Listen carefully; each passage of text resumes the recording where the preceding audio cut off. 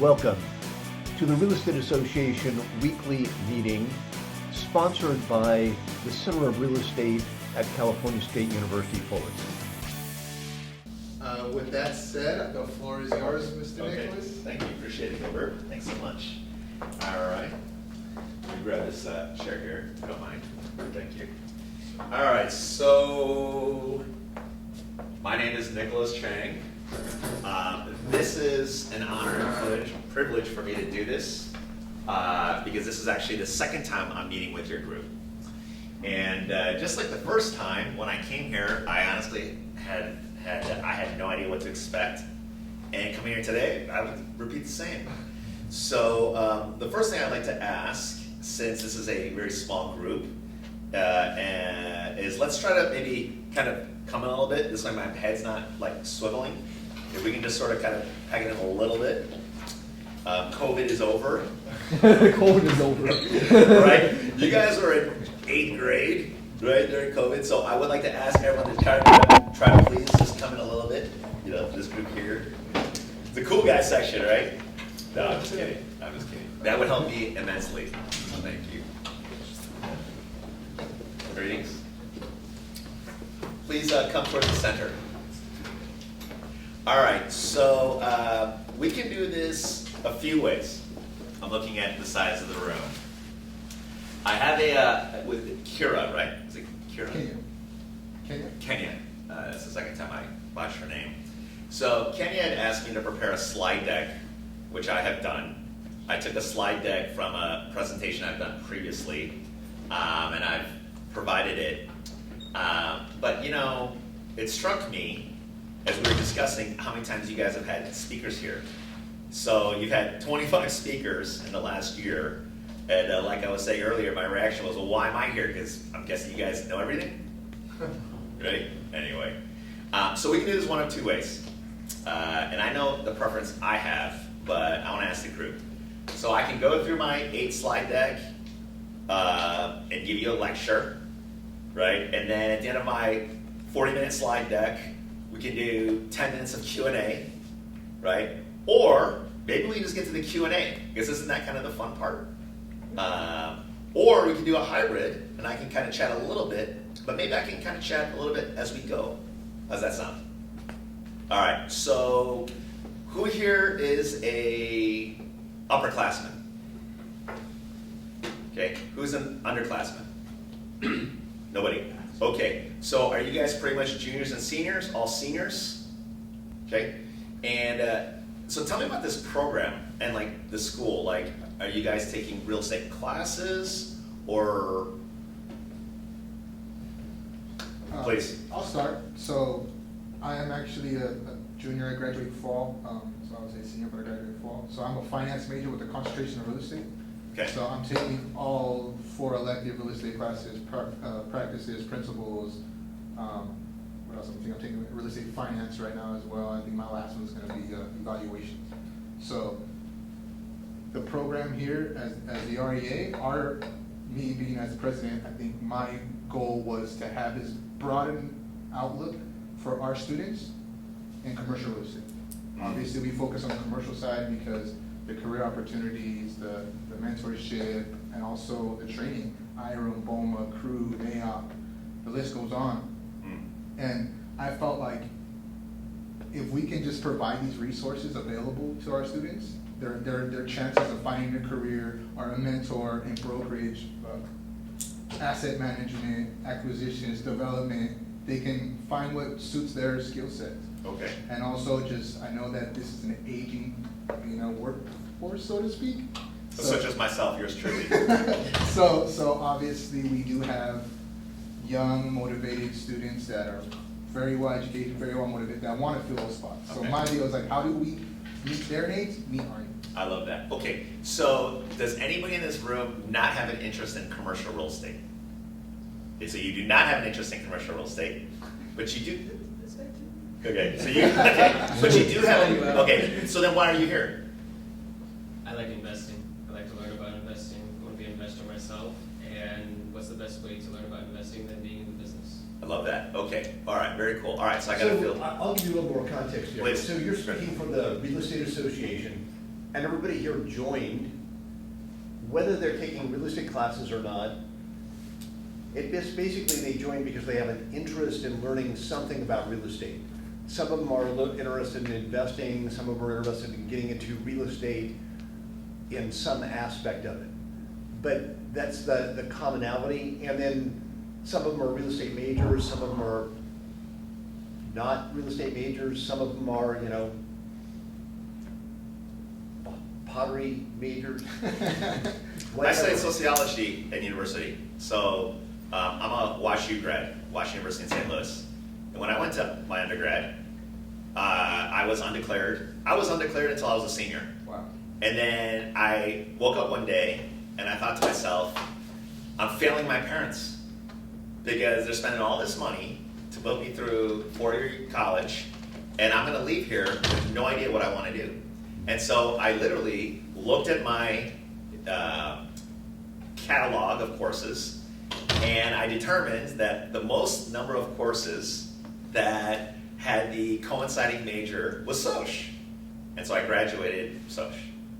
And you know, the reality is, what you major in and what you study as an undergraduate may or may not have significant impact on what you do as a working professional in the real world, in the business world, or as we can say sometimes in commercial real estate vernacular, the business jungle. You know, because it can be a dog-eat-dog world. It can be hyper-competitive, right? And so if you want to find success, whatever, you know, how you measure success, right? You have to have something inside, right? And that something has to come out. Anyway, I'm sorry, I interrupted you, please. Oh, no, perfect. Okay. All right, so who am I? Why am I here? A few of you, meaning the sponsors, it's a pleasure to see you again, saw me do this 2 years ago, but for the rest of you, this is the first time. So my name is Nickolas Chang. I am a commercial real estate advisor with CBRE.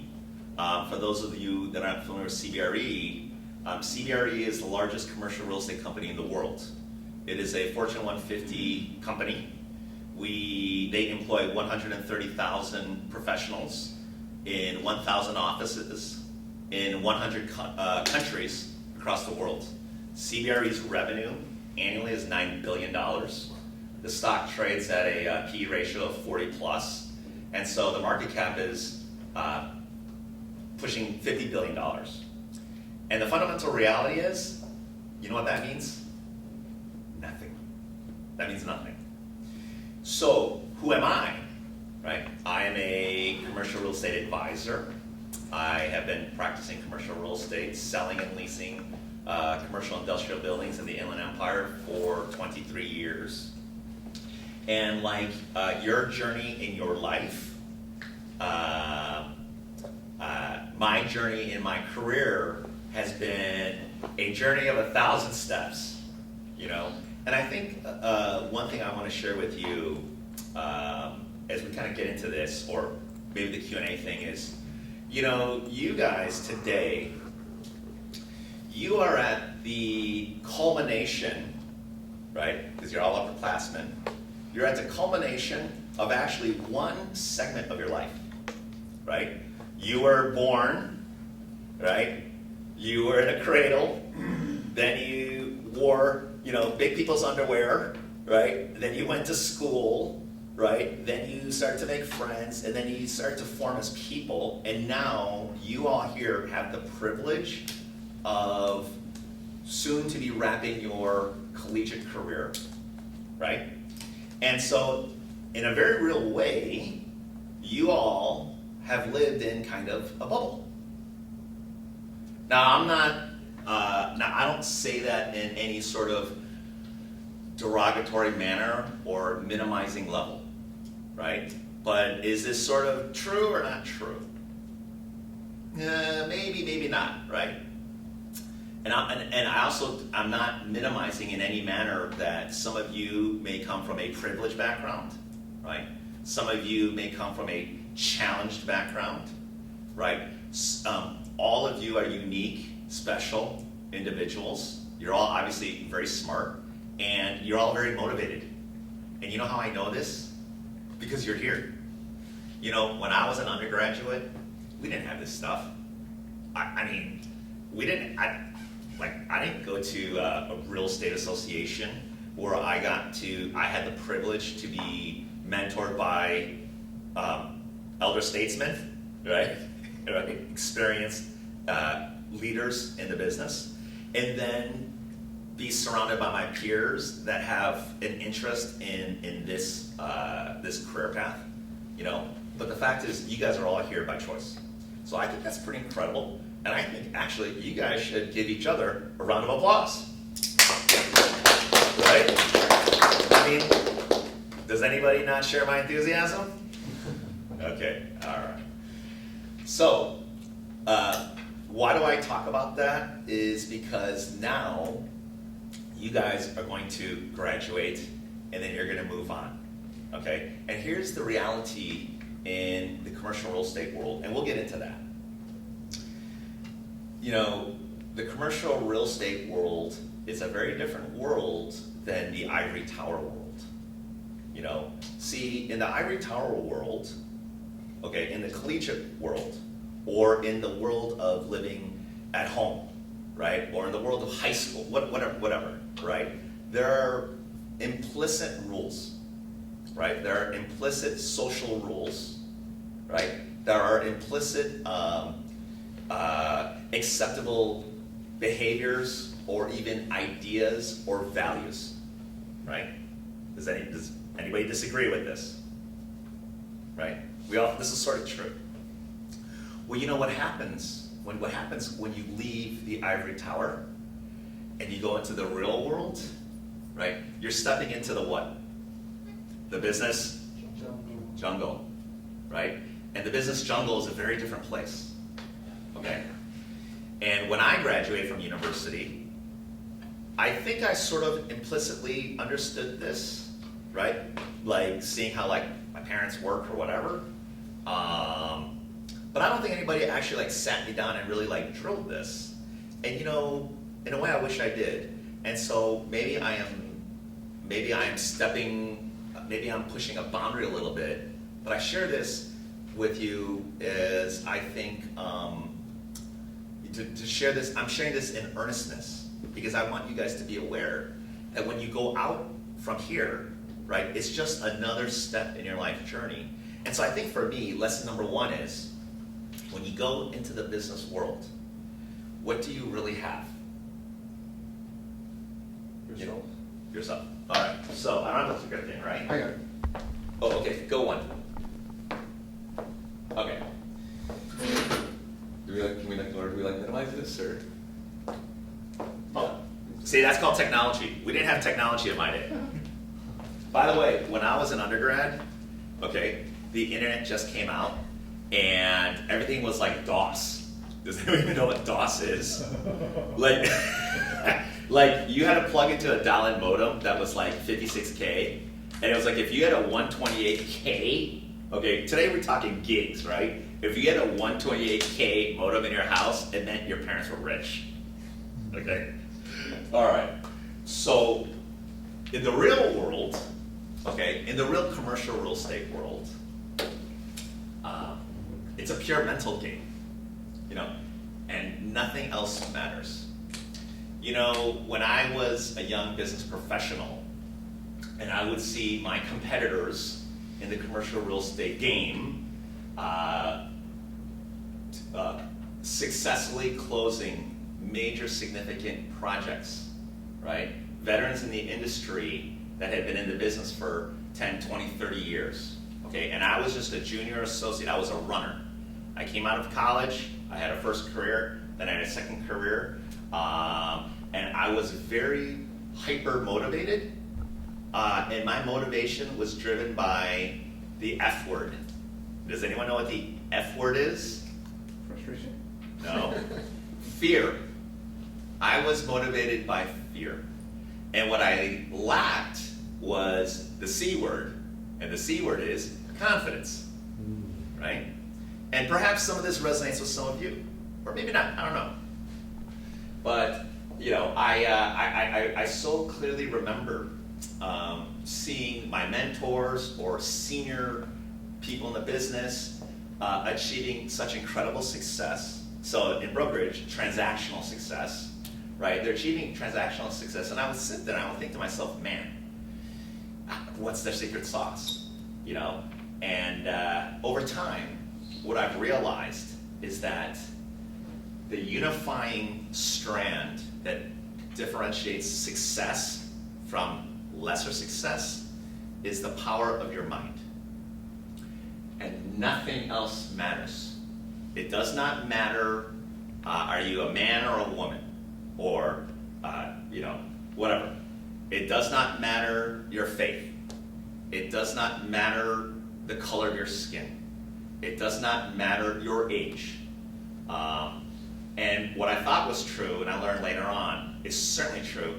It does not matter if you were privileged and you got to grow up learning about the business of commercial real estate from your daddy because he would talk, because he was in the business, or your mommy, right? Because they're at the business at the dinner table talking shop, and you're just, you know, born into the business. You know, that was my impression, but no, that's not true. The common strand that delineates those who achieve success in business or in life, and those that do not, is the power of your mind. Now this sounds cliche, right? Just like when you guys are in your undergrad and you're reading books or whatever, life advice or Sun Tzu Art of War or whatever, it all sounds like a bunch of cliche stuff, but you know the reality is, it's cliche for a reason, because there's truth there. And so you have to decide if you will absorb these ideas or not, right? And that only comes from developing a strong mental game. All right, so that's my opening statement. So let's just get into Q&A, right? Because you guys are done with lectures, aren't you? Because you guys are in university. Isn't lectures kind of like, right? Okay, I see a lot of nodding your heads. Okay, so why don't we just get into some Q&A, and you're a curious crowd, and maybe I can bring value. So who's got a question for me? So, being a SOS major, how did you fall into commercial real estate? Because like obviously they're parallel opposites. It's a great question. So I'll share a little bit of my story very quickly. So I was the type of undergraduate student that was very unfocused, and I was not disciplined. And I graduated a 2.5 major. Now I'm not advocating this is the right life path for you, because it's not. And by the way, as a side note, if anyone in this room who's on the verge of graduating is contemplating quitting and not graduating, don't do that. Okay, finish what you start. Because I'll tell you, if you don't finish and at least get your undergraduate degree, you guys have all been investing time, money, and energy to do it, you will regret it. Because you know what? In the business world of commercial real estate at least, it does matter.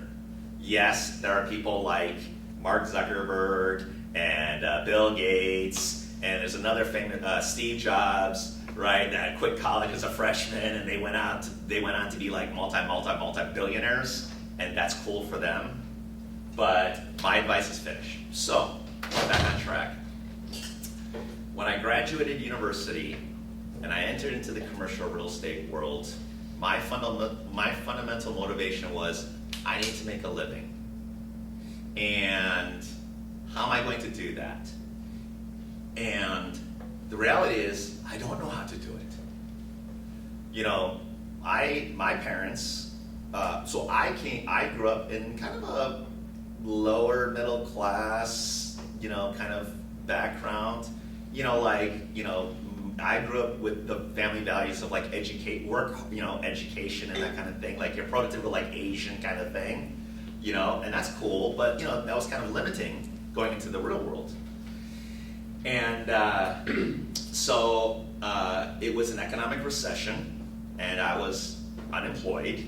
I was collecting unemployment from the state of Illinois, but I had parachuted into Southern California with my girlfriend at the time. And I was working at Blockbuster Video, but I'm a college graduate, and I'm like, you know, and I've got my resume on Monster.com and all these postings and stuff, right? And we were in a recession, and it's not happening for me. You know, I'd go on these calls with these like, recruiters and stuff, and they'd be like, hey, we'll get back to you, and it didn't happen. And one day I woke up and I decided, you know what, I need to take matters into my own hands. And I gotta do something. And I don't know what it is, okay? I didn't know at the time what the acronym CRE was. I didn't know that CRE was an acronym that existed, you know what I'm saying? But I knew that I had to do something for myself. I was dating this young woman, and I loved her. And I knew I wanted to marry her, but I couldn't afford a ring and a Cracker Jack box. So I thought to myself, well, what do I gotta do? Okay, I need to get a job, right? Because I need to make money. Now, I can't find a job, because what I'm doing is I'm working. So what do I need to do? Well, maybe I need to meet somebody that can give me a job. Now, the type of people that can give me a job are people that are influential in business. Okay, so if a person's influential in business, it means that they probably make a lot of money, right? Because they lead companies.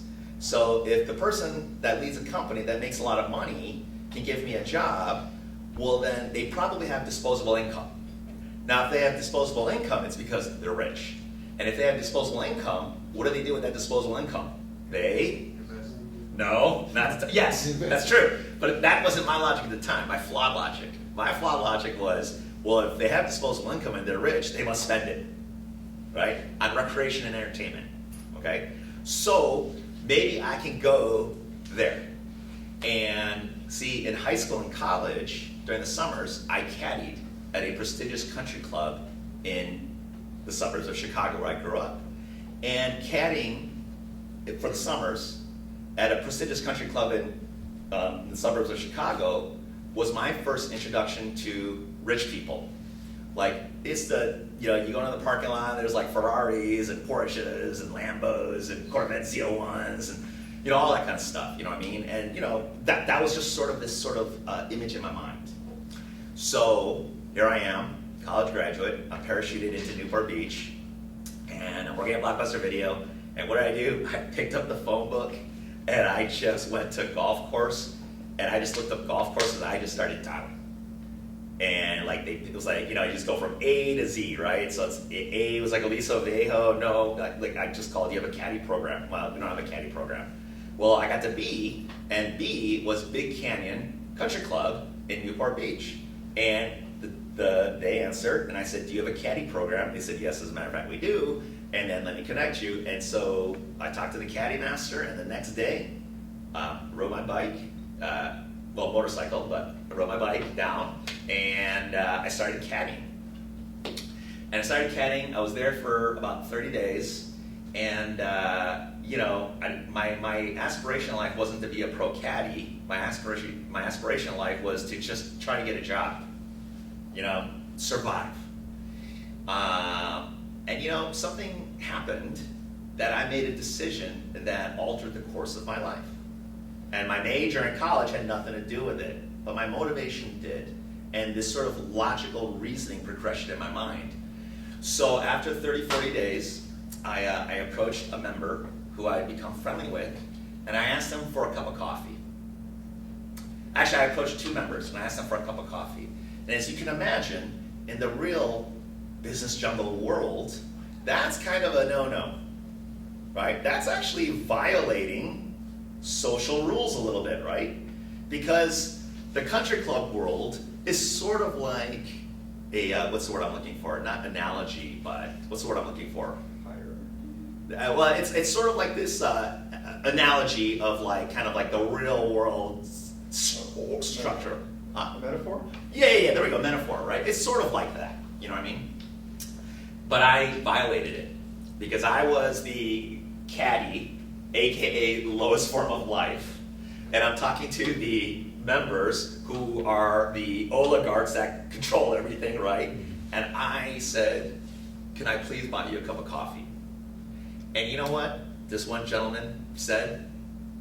He said yes. No different than when Kira emailed me and said, would you come and speak to the group? And I said yes. And the reality is, in a way, there's very little in this for me. I am here because I was asked to. Now, yes, there's something in it for me to do this. It makes me feel good. You know why? Because I've been around the block, and you are giving me an opportunity to have a voice. You are giving me an opportunity to express my voice. And you know what? I think I have something to say. And you know what? That's emotionally rewarding, isn't it? That is the same psychology that Eddie probably had. When I went to him and I said, can I buy you a cup of coffee? And he said, yes. So I meet him, and we sit down, and I said, Eddie, I don't want to be a pro caddy, okay? Because most pro caddies, they're drunks and they're cokeheads, okay? And that's not my path. No disrespect to professional caddies, because I know this is being recorded. But I don't want to be a coked out drunk pro caddy, okay? I want to build a life for myself. And would you give me just a little bit of your secret sauce? And you know what? He did.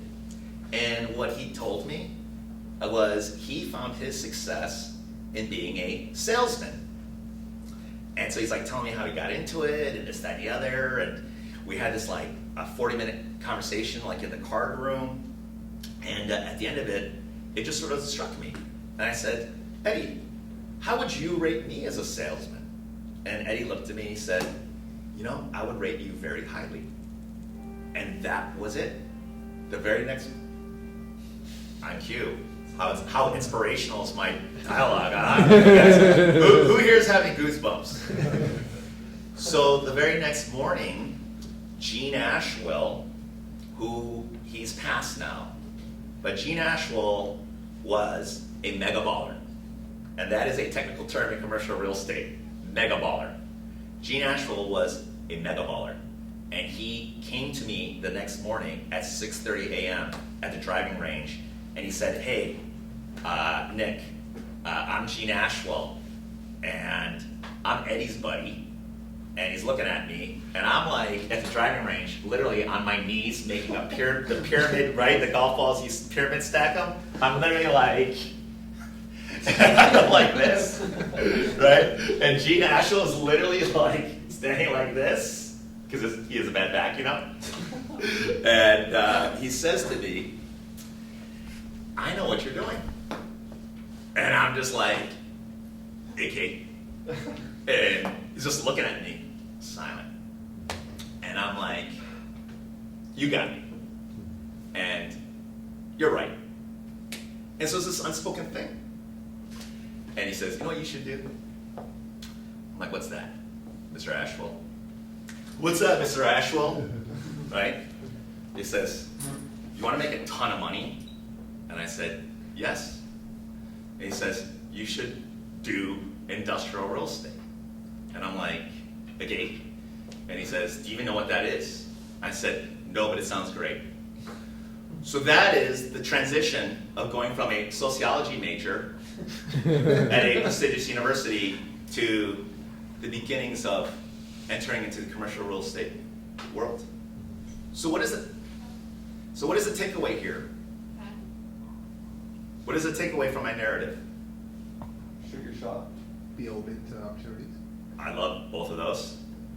Doesn't matter where you start. I love that. Take some action. Take action. I love that. Now you're not supposed to answer because you are, right? Just kidding.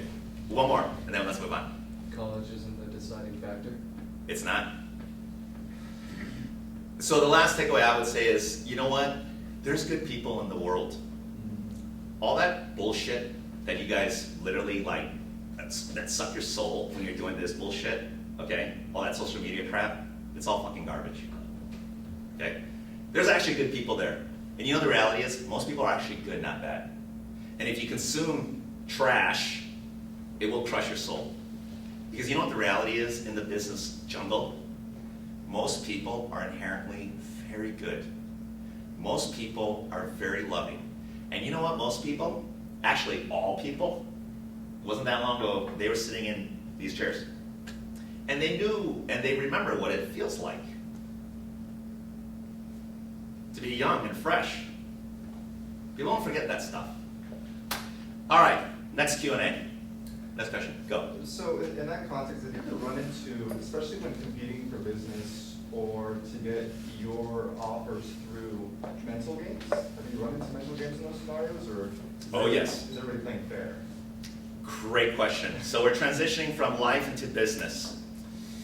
Okay, so here's my perspective. The business so in my business, real estate brokerage, and the business of commercial real estate, business in general, so much of it is mental warfare, psychological warfare. There is something to be said about that. But when I use the term mental warfare and psychological warfare, what does that evoke in you? Aggressive. Yeah, exactly. What else? Open-ended? All right, yes. What else? Proactive. Yeah, sure. But I think you guys kind of hit a little bit of that sentiment that I'm going for, right? There's a balance. There's a balance. Because in business, in some ways, the commercial real estate or business is a game. And in a game, there's rules. And in a game, there's the score, right? And in the world of commercial real estate, how do you keep score? How do we keep score in commercial real estate? Your sales. Yeah, how much money you make? How big are your listings? How many deals are you closing? Okay, in my case, my score is pretty good. Okay, right? So there's that side of it. But there has to be a balance, because too many business professionals that I see that adopt the other side of it, this hyper-aggressive, hyper-competitive, zero-sum game, winner-take-all type of thing. They make a ton of money, but I just wonder, when they go home at night, they're brushing their teeth and they look in the mirror, how good do they feel? I don't know. Who am I to judge? So yes, there is some of that. So where do we go from there, right? And I think so much of that is how do you define yourself, right? How do you want to choose to define yourself? See, when you're a kid, a young person, or maybe even to a certain extent in the University Ivory Tower, you're sort of defined, right? Your structure sort of defines you, right? Well, when you go into the real world, all of that goes out the trash, right? Now you're really free. Like, you're kind of free in university life. Like, you're pretty free. And some would argue that when you go into the real world, you're less free. But in actuality, you are free. You are free to decide and create what you want. So part of that is, how do you conduct yourself as a professional, and how do you view the world? Slide. This is how I chose to do it. In business and in life, there can be no success within a vacuum. I shared this 2 years ago when I was here, and I actually used this as my opening statement. This is a foundational principle in my life and in my business practice. And it was not always that way. When I was very insecure and broke and very motivated by fear, okay, I did not embrace this idea. I wish somebody had sat me down and shared this with me. Because the wisdom in this is to say that any success I achieve emotionally, religiously, in my marriage, in my relationships with my peers, in my relationship with my wife or my husband, in business, in closing deals, right? None of that success occurs in a vacuum. Meaning, I cannot have monetary, emotional, spiritual, whatever success if there isn't what? Somebody else to either give it to me, show it to me, pay me, or share with me. So that's my thought in reaction to your question. Next slide, please. In the context of commercial real estate, or business, doesn't matter, or investments, okay? There's this kind of slogan that I heard once, which is this: companies don't do deals, people do. So what does this mean? Go. Does it depend what brokerage you're from? It's the person you're dealing with, it's a one-on-one contact versus what your broker is known for? I like that. I like that very much, and that's very true. What else? So you're using it from the angle of the brokerage firm that I work for, right? Yeah, any brokerage, if they're not gonna just go to you because you go from CBRE, you're not gonna go from Keller Williams, whatever, it doesn't matter, it's just a matter of who you are talking one-on-one with them. I love that. Yeah, that's it. So that's a yes, absolutely. What's another idea here that I'm getting at? How personal it is? Hmm? How personal it is? Like Yes. surrounded by- Yes. Okay, so let me go with this one a little bit. So in my business practice, so I work. So the type of business I pursue. So 70% of my business, I interface with large institutions. So I represent, candidly, some of the largest industrial building owners in the world.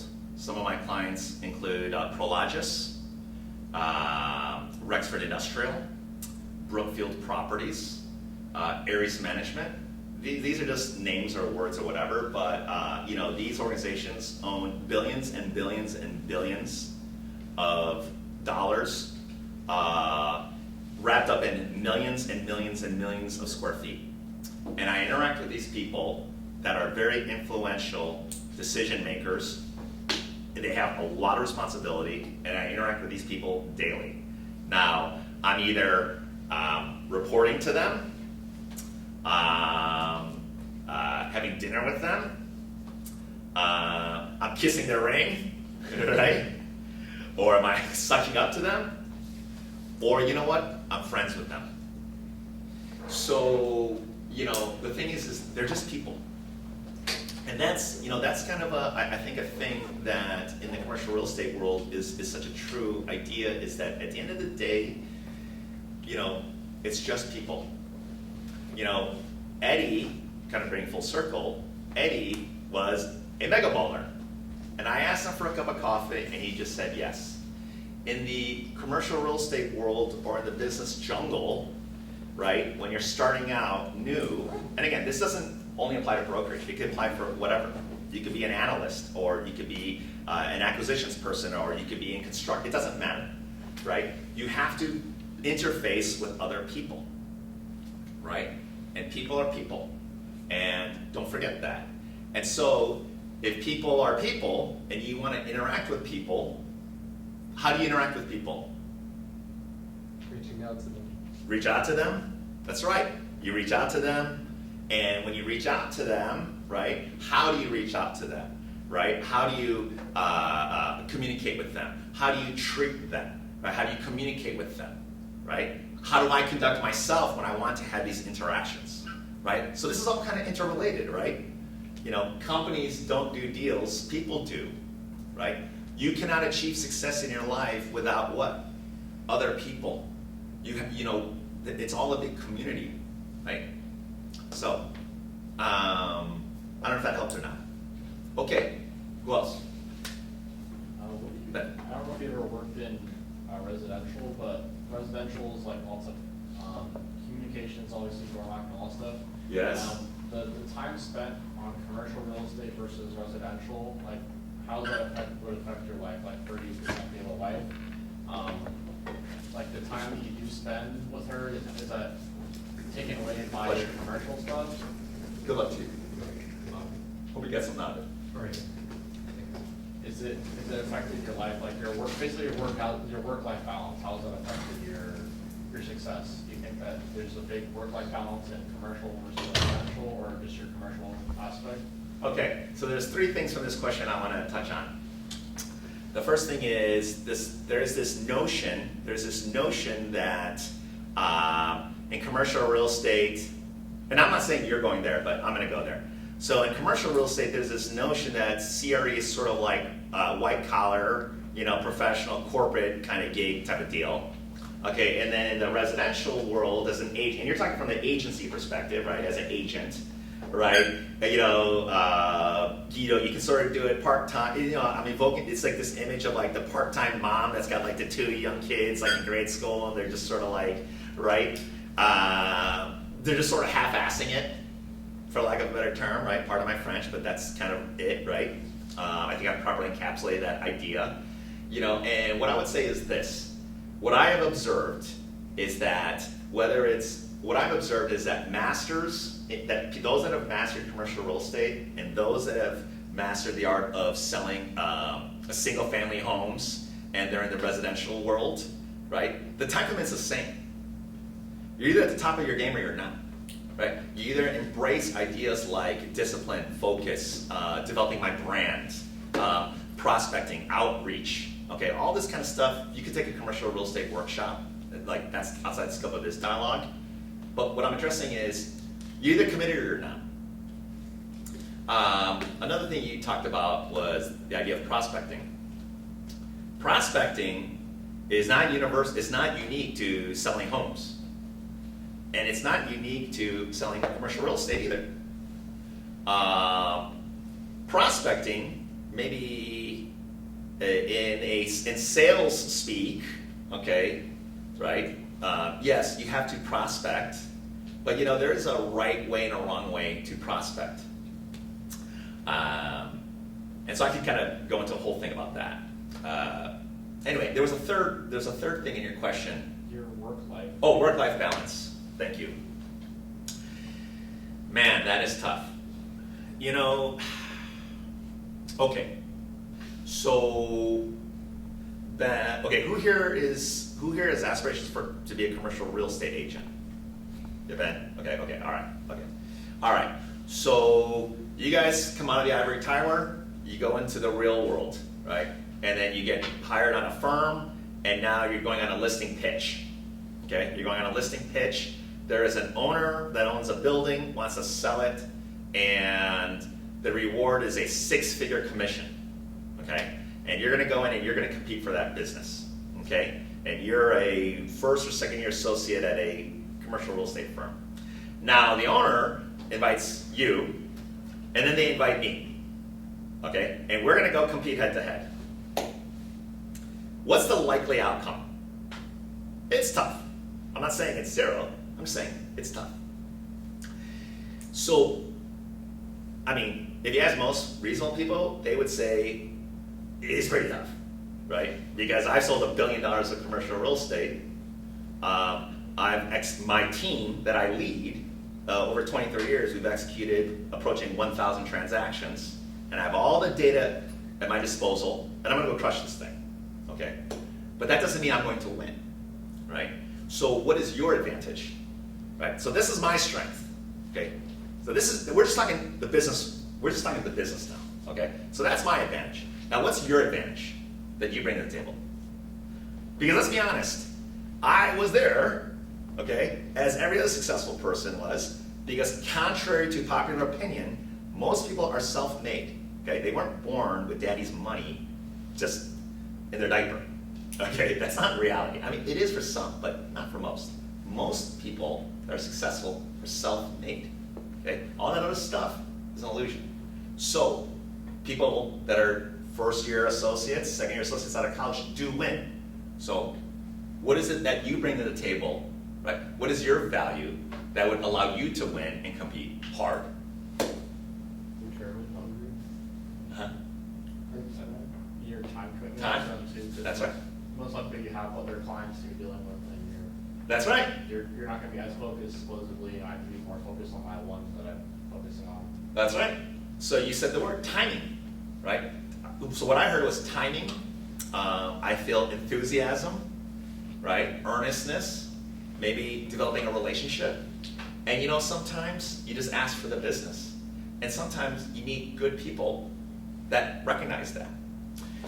You know, I think what is a major mistake, and I want to share this message with you, is, you know what, when I was a younger associate, I made this mistake myself. And now I call myself a mid-career or senior. I'm a senior person now. So I do get the opportunity, the pleasure to interact with, newer associates in the business. And you know what is a major mistake I see newer associates make in the business jungle? Is a lack of authenticity. What does that mean when I say that? A lack of authenticity.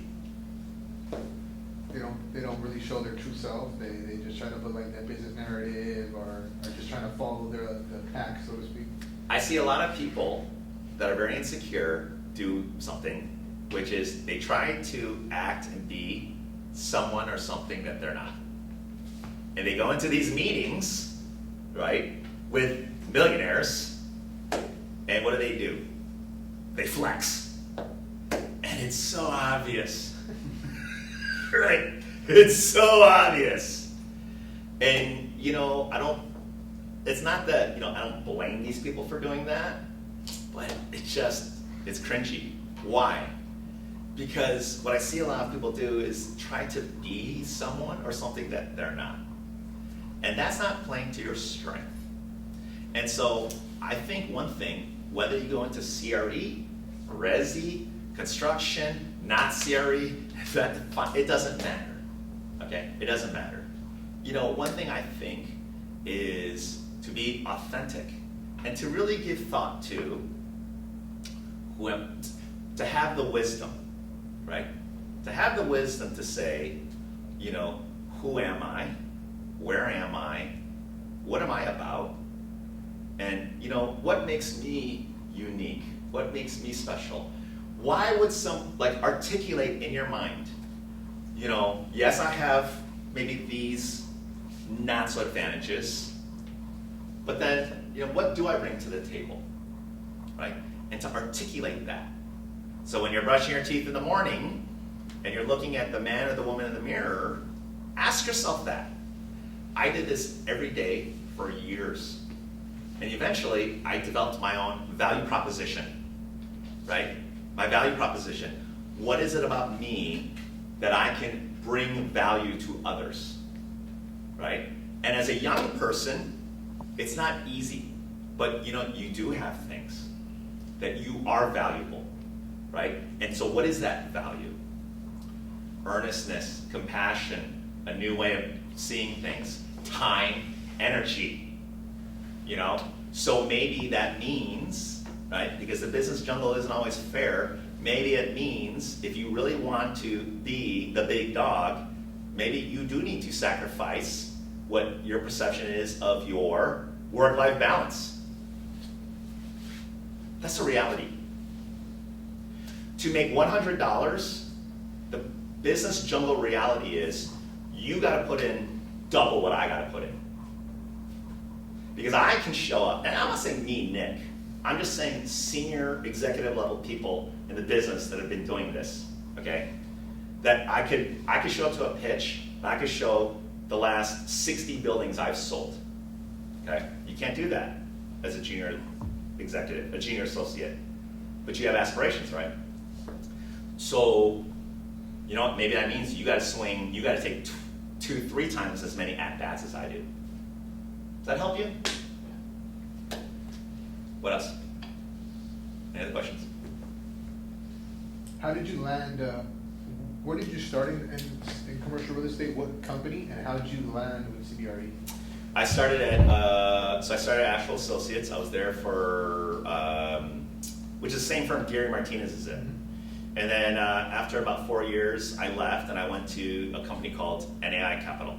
So NAI is it's a global firm, and I hung my flag there for 16 years. So I've been with CBRE actually a short period of time.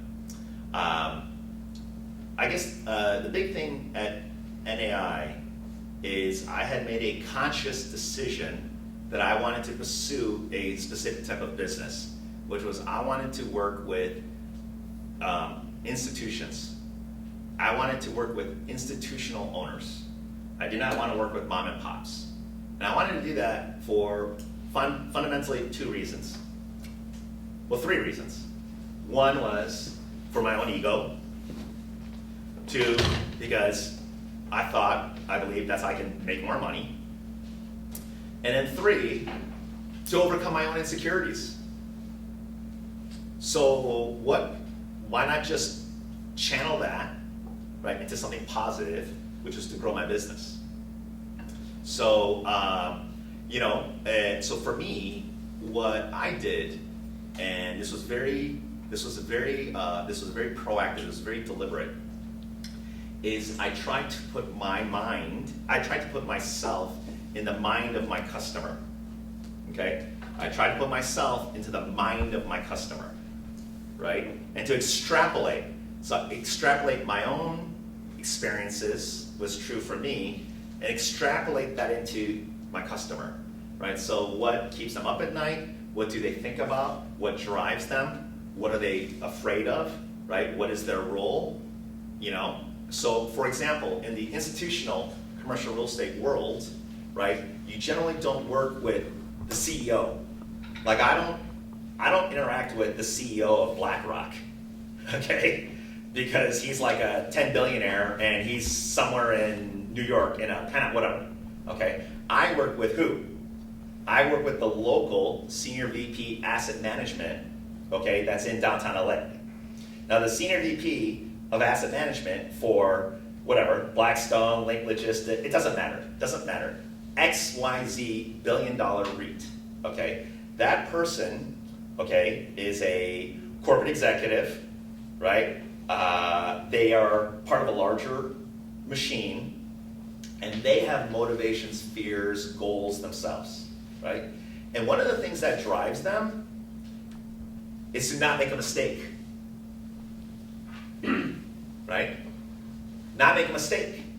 So, because, in the corporate world, there's kind of this unsaid thing, okay, that you want to achieve and excel, but you also want to make sure you do the bare minimum to not get fired, okay? And part of that means don't make mistakes, and it's not that you make a mistake that'll cost you your job, it's that you make a mistake that's going to cost you your boss's job, right? Does this resonate with anybody? Does this make sense, or is this, okay, yeah. Okay, so, I uncovered, I sort of rationalized this, right? So, what does that mean as a commercial real estate practitioner? Right? Their motivation is to not make a mistake. So then what do I need to do to win their business? Well, yeah, but go on, okay. Put that at ease, woo him, pretty much give him comfort. Put them at ease, okay. Show them that you're not gonna make a mistake. Yeah. Prepared. Yeah, exactly. Yeah, you guys are on it. If you're dealing with somebody, remember, companies don't do deals, people do. So understand the person, right? Understand the motivation, okay? So that person's motivation is, I don't want to hire the person that's going to make a mistake. I don't want to make a mistake, so I don't want to hire a person that's going to make a mistake under my watch. So my goal is to prove to them that I'm the safe choice. I want them to feel safe when they work with me. Because here's the thing, right? If you're responsible for not millions, but billions of dollars of your investors' money, okay, you're driven to not make a mistake, okay? And so when you retain and engage professionals, they need to be able to prove, not tell you. So it's not, don't tell me, show me, right, that you're the safe choice. And how do I do that, okay? I don't give you this convincing elevator spiel, okay, or show you how great my social media presence is. That doesn't drive business, and that doesn't create safety, right? So what's one way, right? What's one way in the business world that you make your customer, your constituent, feel safe? So the idea is, don't tell me, show me. Your closed deals, your portfolio, your Yeah, sure. Yeah, your resume, your track record, sure. Well, Do what you say you're gonna do. yes, okay. I love that, yes. Show them proof. Okay, boom, proof. So how do you prove it? You show them all the work you're doing for them. Kind of. Okay, so where I'm going with this is, give me metrics and data. So don't tell me that the market is crap. Show me statistics and data that shows, right, the trending. Because if you understand trending, and okay, so what do you get when you extrapolate a trend? You get a F word. When you extrapolate a trend, what do you get? Fear? Fear was the other talk track. No, you don't get fear. Forecast? Boom. What's your name? Mario. Mario, dude. You're a stud, bro. When you extrapolate a trend with data and metrics, and you extrapolate that, you get a forecast. Okay? So if I tell you that the market's bad, but it's gonna be good in 12 months, but I don't have data and metrics, all I'm giving you is my opinion. And my opinion isn't that good. And a dude, or a man, a lady, or a man or a woman, right? My constituent, right? A senior VP at Brookfield Properties that's managing millions of square feet worth billions of dollars isn't gonna take my opinion from Adam. Why would he? Right? But if I show metrics and data, right? And these are facts, right? This is facts, not fiction, right? Or what is it in politics? Facts, not feelings, whatever, right? Metrics and data, right? If I have metrics and data and research, right? And then I extrapolate that, now my opinion becomes a forecast. And that's what investment real estate, right? And commercial real estate is all about. It's all about the crystal ball. Right, who's hyped? Is anyone hyped, or is this cool, or is this not cool? Should I leave now, or? All right. How am I doing on time? I think I'm almost done, all right? Yeah, you're good? Okay. I have a hard stop at 5:15. Okay. So let me ask you one question. Yes, sir. To me, I was very impressed with the fact that you picked up the phone and called golf courses. Then you asked somebody, can I buy you coffee? I'm sure once you got into this industry, prospecting was scary. How did you develop the personal motivation to do those things that most of us are too afraid to do? Oh, yeah. Well, so I touched upon that. My motivation was fear. I think there's also something you said about, well, okay, so the way I learned how to prospect for commercial real estate, and you may have had other senior people come here share with you, is, one way you prospect is you like door knock and stuff, right? And, okay, how many here have actually, Ben, I know you have, but who else here has door knocked? Okay, who here has done this with the phone? Okay, yeah. So, you know what this is? This is bicep curls, right? Okay, this is also something else, isn't it? You know what I'm saying? Because that's what it feels like. So I remember doing this, okay, right? Mentally at least. And I remember doing this, and you know what it felt like? You know what I felt like when I was doing that stuff? Anyone take a guess what I felt like? A vacuum salesman. Exactly. I felt like doo-doo. I felt, it just felt horrible. And so two things I want to say. One is, I remember just making the emotional, psychological, mental, and spiritual commitment that I was just going to do this. And that I was just going to do it. It was an active choice. And I wouldn't have survived until I made a mental leap in my mind. And the mental leap that I made when it comes to prospecting is, maybe I should listen to my heart and listen to that feeling, right? So we know in the business world that you have to prospect and you have to develop business and you have to pick up the phone and you have to do these things, right? This is a fundamental law of business, not just commercial real estate business, of any business. When your phone's not ringing, you need to make it ring, right? It doesn't matter who you know, it matters who knows you, right? So you have to prospect. And yes, door knocking and doing this is proper. So it's not this act of doing it, right? It's how I do it, or to say better, what is my mental approach to doing this, right? Because as I said in the beginning, right, commercial real estate is all a mental, it's all about the mind, right? It's all about here. So what I realized was the way to do this, well, so I analyzed what not to do. And it's like this. You know what the worst feeling in the world is when you're receiving a call, when somebody's prospecting you, right? When somebody's prospecting you, okay, so put yourself in the mind of the customer. When someone's prospecting you, okay, what do you feel when they're prospecting you? You feel? Pressure? Guilt? Guilt? Yeah, you can feel guilt for sure. What else? Annoyed, ick, whatever. Yeah, you got it, right? So when I feel these things, when someone's prospecting me and I feel guilty, whatever, pressured, am I gonna buy? No. You know what this is called? Common sense. It's called basic human psychology, BHP, basic human psychology, right? When in doubt, just, companies don't do business, people do, right? People, psychology, it's just people. People are people, right? So if it's true for me, right? If it's true for me, when people prospect me and I feel ick, then why do I think that when I go prospect people using those types of techniques, it's gonna work for me, right? It's gonna work for them, it doesn't.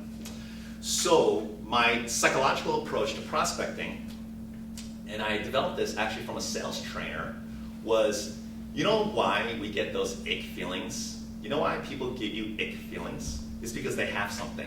And what is it that other person has when they're interacting with you that gives you an ick feeling? It's the A word. They have an they have an agenda, right? Who here likes interacting with other people that have an agenda? Put you on defensive. You know what stinks? You know what the smell is? You know what it smells like when you deal with somebody that has an agenda? Yeah, exactly. You know what? It's the worst breath in the world. You know what that breath is called in sales? It's called commission breath. Commission breath is the stenchiest stench of the stench. It's awful. And it's the quickest way to not earn a commission. So you have to prospect, but you don't want to make them feel ick. You feel ick when people have an agenda. So I developed this in my own mind. Now how you execute a technique is beyond the scope of this because my time's up in 4 minutes. But I decided that I would develop a process where I would prospect without an agenda. Now this is how I developed it, okay? So I'm knocking on doors. And I go into a building and there's the person sitting there, right? And I'm gonna prospect this person for new business. So how do I do it on an agenda? Well, I'm authentic, right? Don't be fake. You have to be true and earnest, and they're probably a good person. So how do I navigate this, right? Let's put it all together. How do I navigate this in the context of prospecting? Well, I walk in, right? And I just said, hello, right? And the person's there, and they're just like, what do you want? Whatever. And it's like, listen, or not listen. I say, greetings, hello. My name is Nickolas Chang. I'm a commercial real estate agent with CBRE. The reason why I'm here is because I sell and lease and market buildings just like this one, in this market. And I'm simply here because I was hoping I could meet the boss. And I wait, because I don't have an agenda. I announce my intentions in a super chill, human way, and I just see what happens. Now sometimes they might say, GTFO. And you know what? It's all good, right? Because nothing's worse. Well, the second worst thing, when a salesperson, right, as prospect gives you that ick feeling, and you're like, no, dude, right? Nothing's worse when they just keep haranguing you, right? So it's like, we all know this to be true. Why do these people do that? Well, I don't want to be that person. So when they say, get out, I just leave, all right? 9 out of 10 times, what do they, or 8, so 1 out of 10 times, it's really nasty, and I leave, okay? 8 out of 10, okay, and 1 out of 10 times, the person says, as a matter of fact, let me see if the boss will see you. And when the boss comes out, I say the exact same words, because the boss will come out, what do you want? I'm Nickolas Chang. I'm with CBRE. I sell and lease commercial industrial buildings just like this one, and I was hoping I could introduce myself to you and see if I could be of service. Can I buy you a cup of coffee? Right? Can I buy you a cup of coffee? Okay, so that's the other one out of, that's the spectrum, right? So then there's the 8 out of 10 times in the middle, and that's where the money's made, right? Because there's the layup, and then there's the trash. Okay, so what's the 8 out of 10? Right? What's the 8 out of 10? What really happens? Email follow-up. Yeah, there we go, yeah, exactly. The reaction is, they're busy, they're not here right now, well, just leave a card, or you know what, I'm not sure, we're not looking, whatever. And that's where the execution comes in, right? Where you're building a business plan that's sustainable, right? You leave your flyer, you leave your card, right? You leave it behind, you get a card, right? You have a database or a CRM, all the stuff that other speakers here probably touched upon, right? I don't know, whatever, right? It's that execution thing. So anyway, I didn't want to focus on execution here. I figured it's a what is this? It's just another presentation. I wanted to make this very human, and I hope that I brought some kind of value. Maybe I helped someone along the way, and that's reward for me. Let's give him a round of applause. All right, thank you, and we will keep in touch. But I will say this. So you have my email, Yes, and please share it with the group. I will. If any of you would like to connect with me, LinkedIn or whatever, you can find me on LinkedIn, or I think the best thing is you can email me. And if you email me, just put in the subject, I met you at Cal State Fullerton, you know what I'm saying? And it may not be the same day or the day after, but please just stay in touch with me. And, as Eddie did for me, it would be my pleasure to stay in touch with any of you. If I could ever bring any of you value, that would be my payment. And remember that when y'all go into the business jungle. And then when you become a guest speaker. There we go.